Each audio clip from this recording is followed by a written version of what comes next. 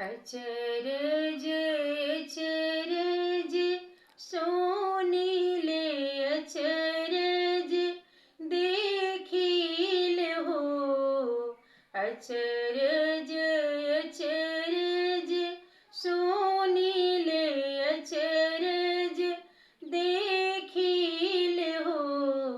आरे छवरी महीन वाकी कृष्ण अंगन वामी खेले अंगन वामी खेले हो।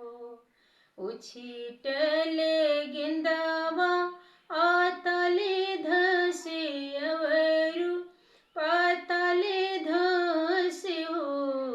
आरे कृष्ण जी कुदे ले जमुनवात गिंद वाकी कारण गिंद वाकी कारण है।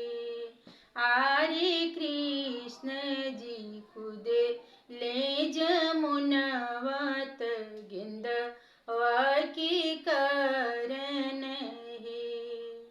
उछिटल गिंदवा आतले धसे अवरु पातले धसे जहाँ नाग नगिन बसे हो। आरे कृष्ण जी कुद ले जमुनवात गिंदवा